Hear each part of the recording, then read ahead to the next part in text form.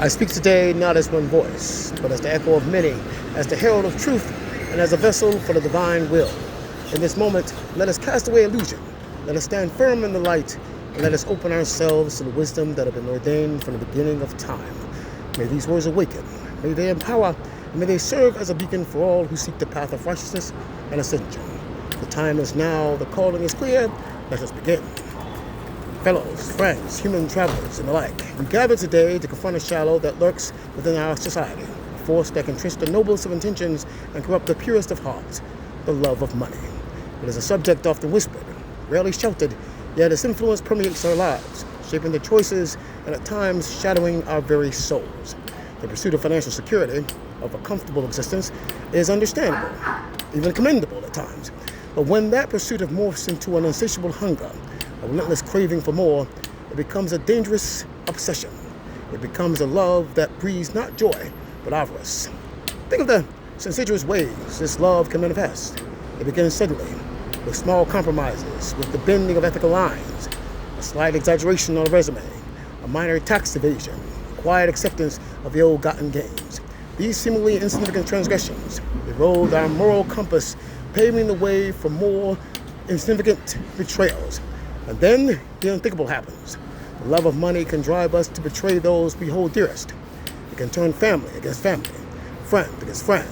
The inheritance squabbles that fracture bonds, the business deals and partnerships that sour into bitter feuds, the act of theft and fraud committed against loved ones. These are not mere anecdotes.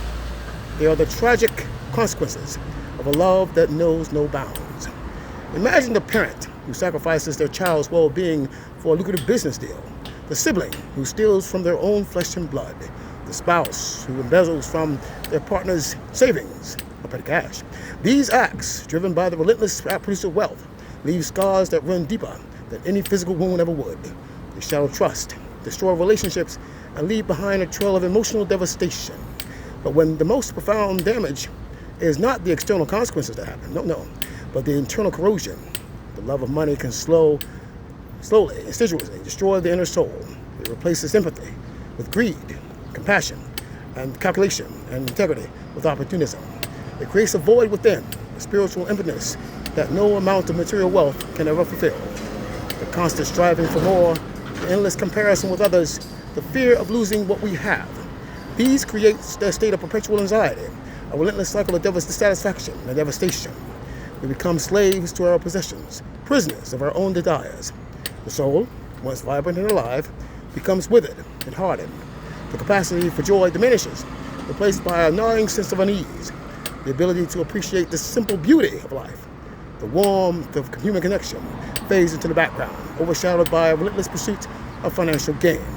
We must remember that true wealth lies not in the accumulation of material gains or possessions, but in the richness of our relationships, the depth of our character, and the peace within our hearts. Let us cultivate a love of kindness, for compassion, for integrity. Let us seek a life of purpose, not a life of profit. Let us remember the words of wisdom, for the love of money is the root of all kinds of fucking evil. Let us choose a different path, a path that leads to true fulfillment, a path that nourishes the soul, and a path that strengthens the bonds of humanity. Let us choose love, not of money, but of each other. Let us choose a life lived with integrity, and in doing so, reclaim our souls. May the light of truth guide us. May the strength of the divine uphold us. And may the will of the Almighty be fulfilled in all that we do. Let our steps be firm, our hearts be pure, and our purpose unwavering as we walk the path of righteousness, unity, and ascension. And so it is written, so it is spoken, so it shall be. Ashe se mote be inshallah, say la tatastu, and amen.